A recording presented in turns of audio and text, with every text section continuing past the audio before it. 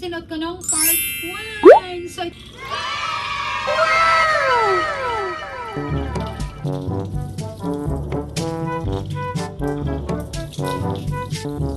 dirty.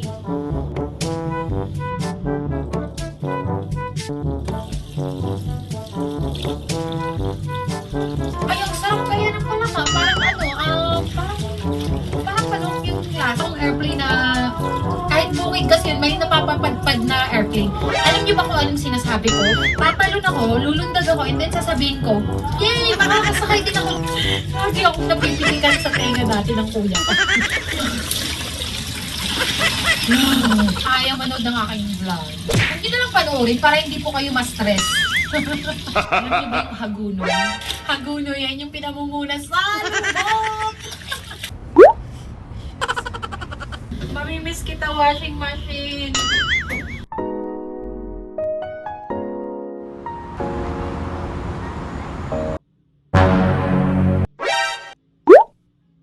Hamon niyo ako na at partida yung hair ko, tinaas ko na kasi may nabasa akong comment na panira daw yung hair ko kasi nakalagay sa hair malakas kayo sa akin. Pagbibigyan ko yung request nyo na nakataas ang aking hair. Dito. So makikita natin. Oh my gosh. So no choice ako. Maglalabas dami na naman na fish. Grabe, akalain kong napakatubi pala nito sa likod. Napakatubi pala. Oh my God. No choice. Magkakabay na naman tayo sa washing na naman tayo ng clothes using my hands.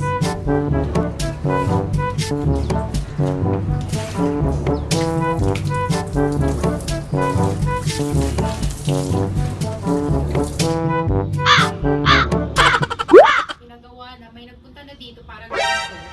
But, ang bad news ay, hindi niya kayang gawin. Ilang years din siyang malaki ang pakinabang sa akin. Kaya, nilinisan ko siya bago ko siya dispose. Charot. Namimiss kita, washing machine.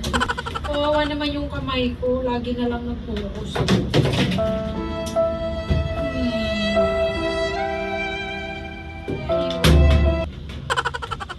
Kailangan linisan to kasi ang dami.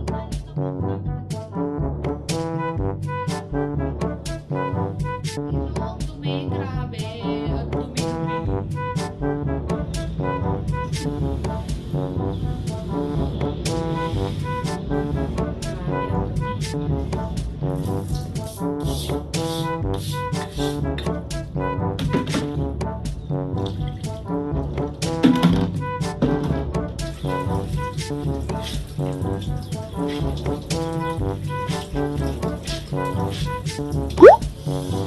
Alam niyo ba kung ano yung pinaka-namiss ko sa amin? Kahit mahirap lang kami.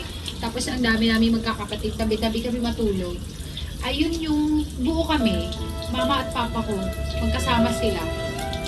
Yun yung pinaka-namiss ko na bago kami matulog, nagkukwentuhan, nag-aasaran, and then, nagdadasal kami lagi bago kami matulog. Yun yung namiss ko. Wala na kasi yung papa at mama ko. So yun lang yung pinaka-namiss ko talaga sa bukid. Yung buo kaming lahat, kahit mahirap lang kami, pero masaya. Alam niyo kahit ganun no, yung kontento na kayo, masaya. Kaya nga sabi nila, hindi porke mahirap ka, hindi ka na pwedeng sumaya. Meron kasing yung parang masaya ka dahil magkakasama kayo yung pamilya mo.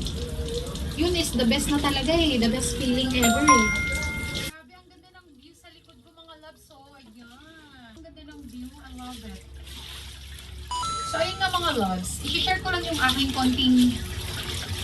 life story. So, ayun nga, naalala ko lang, sinong nakaka-relate sa una na naranasan ko mangguna. Mangguna kaming magkakapatid. Mangguna kami, so marunong akong magtanim ng kahit ano, palay, petchay, kalabasa, lahat. Dati kasi may toka-toka kami. Halimbawa, nakapagtanim ka ng kalabasa, pag binenta yan, pera mo yan. So, ganun kami. Tapos, alam nyo ba, hindi naman sa pagkakamaran, nung bata kasi kami, Naiinis ako pag tag-init lagi kasi no choice. Kailangan mong diligan yung mga tanim na pechay. Kaya alam niyo ba kung paano kami paano kami nagbubuhos? Eto siya, pag ganyan siya, hindi siya patag eh. Okay kung patag eh. So, ganyan yung petsaya namin. Tapos, bababa ka all the way para dala-dala mo yung timba at tabo. Kukuha ka sa sapa ng tubig at yun yung ibubuhos mo doon sa palanim. Ay, grabe talaga. Alam mo yung nagkapit-bahay kami pero isang bundok ang pagitan. So, ayun yung kasabay lagi namin sa pagpasok sa school. So, yun siya. May ano sila sa kanila, radyo. So, wala kaming radyo. Ang ginagawa niya, pinishare niya sa amin yung napapakinggan niya. Nakikinig siya ng Handumanan. Alam niyo yun, yung ganun dati, sinauna. So, shout out kay Livy, kung kailan pa ba siya na ako. Siya yung kasabay lagi namin dati, papasok sa bukid. Na ilang oras yung nilalakad namin para lang makarating sa school. Nakakalimutan namin yung oras kasi nagkukwento siya yung mga napapakinggan niya na drama sa radyo. So, ayun nga. Kaya naman, napaka-cowgirl ko kasi lahat naranasan ko. Mananggi, alam niyo yung mananggi, yung maisan. Pag may mais, may mais na yung harvest time. Ka sa kanila. May muscle, may muscle yan. Don't play with my muscle.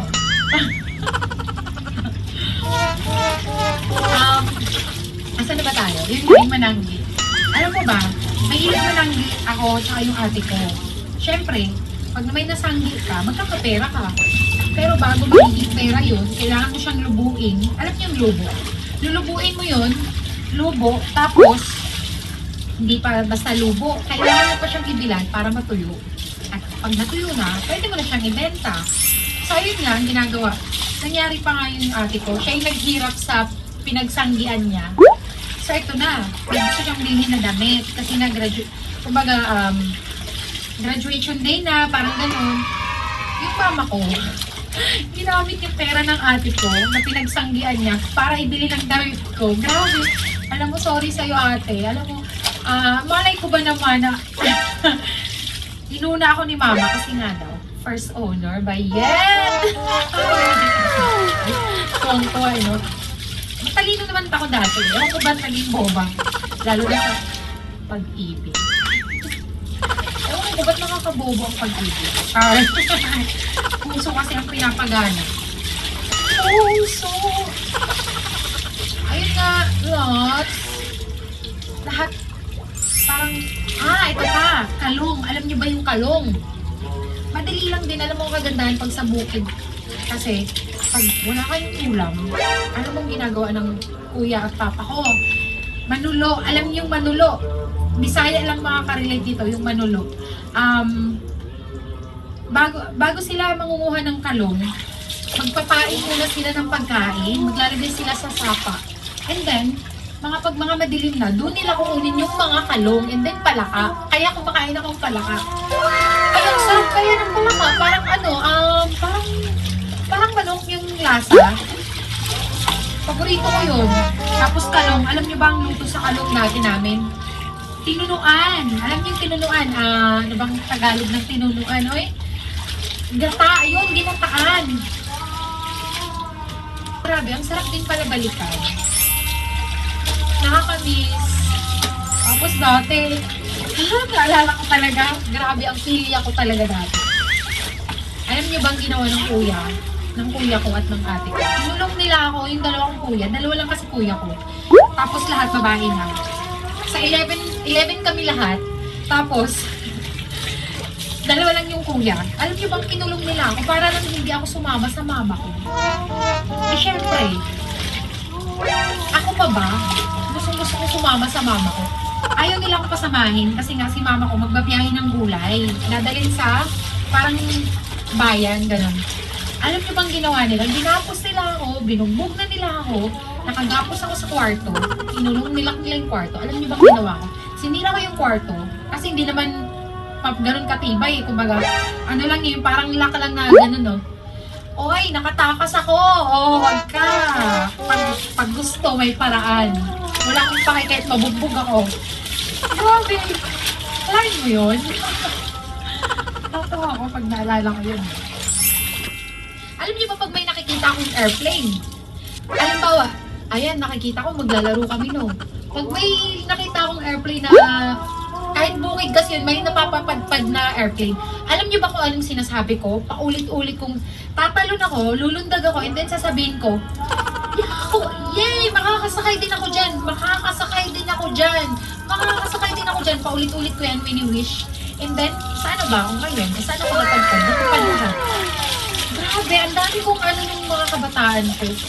Tapos alam niyo ba, lagi akong napipitikan sa tenga dati ng kuya ko. Kasi, ano nila, pag mga bata, di ba? Pag umuwi kasi kami sa bayan, para kami nakawala sa hawla. Diyos ko Lord. Siyempre, once a week, umuwi kami doon, pero babalik ulit sa bukid. Parang, ano ba yan? Ano ba to? Tatawagin ka pa ng kuya mo. Ganito lang yung kuya ko.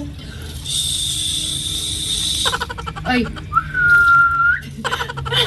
Alam mo ba lahat kami magkakapatid? Karipas takbo na agad. Kasi nang hindi ka uwi. Pitik yung tenga mo. Ay, naku, nakakatawa. Pinagdaanan ko talaga. Alam niyo ba yung hagunoy? Sinong nakaka-relate sa hagunoy? Hagunoy yan yung pinamumuna sa lubog! At saka yung ano ng mais, alam niyo yung mais, di ba after nun, nire-recycle namin lagi yun. Alam niyo, napaka-double purpose talaga ng mais. Pagkatapos, kasi kami dati, after namin, halimbawa, anagon, hindi namin itatapon yung ano niya, yung sa ngalan na ng gahi ganit. Dili na mo na itapon, kaya nga no, dalawang pwedeng paggamitan yan. Pwede mo siyang gamitin sa pag-jebs mo. Pamunas sa lubot mo, kasi hindi man uso ang tissue dati. Pwede mo siyang pamunas sa puwet mo, o nasisiga yun eh. Ganon, double purpose talaga yung mais. Pero honestly, I feel sorry nga eh. Ngayon, sobrang gustong-gusto kong kumain ng mais. Naranasan ko yung magsabi sa mama ko, paano kasi lunch? Umaga, lunch, and then dinner. Mais ang kinakain namin. Yung mais na literal na anagon. Hindi ko makakalimutan yung sinabi ko. Sabi ng mama ko, manguha ka na doon, manguha na dito og anagon kay lungagon atong kanon og paniud to. Sabi ko, sabi na, oy, mais na pod. Ay, Diyos ko Lord, sabi ng mama ko, pasalamat ka nga, may kinakain ka. Sabi ng mama ko, alam mo, sabi lang talaga ng mama ko, hindi ko makakalimutan. Kasi may mga hindi talaga ako kinakain, tulad ng isda na hindi prito. Oh my God, kahit pinakamahal na isda yan, hindi ko kayang kainin. So pag nagpapaksiw sila, umiiyak talaga ako kasi nga, hindi ko talaga kayang kainin. Tapos, ano ba yun? Paksiw, oh my God, naaamoy ko pa lang, nasusuka na ako, mas gusto ko pang mag-ulam ng asin. Kahit dito mga friends ko sa Malaysia, alam na nilang lahat yun. Kasi kahit pinakamahal pa yan na isda, masasayang lang dahil isusuka ko. So naalala ko, yung mama ko, naawa sa akin kasi pag ang ulam na ay paksiw. Yung luha ko, umiiyak na, tapos yung mata ko nakatingin na sa taas, nakaganon na. Tapos, so ang ginagawa ng mama ko, iniibahan niya talaga ako ng isda para iprito na toasted. And, o kaya, kung isda ulam nila, minsan ulam ko ay saging o kaya asin. Mas gusto ko pa yan kaysa sa isda na hindi prito. Alam niyo ba kung anong sabi ng mama ko? Hindi ko makakalimutan. Sana makapangasawa ka ng kayang ibigay ang kainin mo kasi ang dami mong hindi kinakain. Sana maibili lahat ng gusto mong kainin. Alam mo yun yung salita ng mama ko na hindi ko makakalimutan. Yung word na yun. Kaya pag kumakain ako ng masarap, naaalala ko lagi si mama. Yun, pero ewan ko ba, binabalik, sinusuka ko talaga yung isda kahit yung pinakamahal pa yan na isda. Oh my God. Pero pag prito, tapos toasted, oh my God. I love it. Kakamay pa ako nun. So may nanghamon sa akin na, maligo ako na, nakapusot. Kasi sa kabalo yung hair ko, and dapat nakaharap. Ay, ito na, nakaharap na.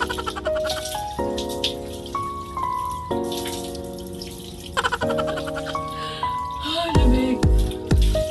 Ito naman talaga yung ginagawa natin. Pagkatapos diba, maligo eh.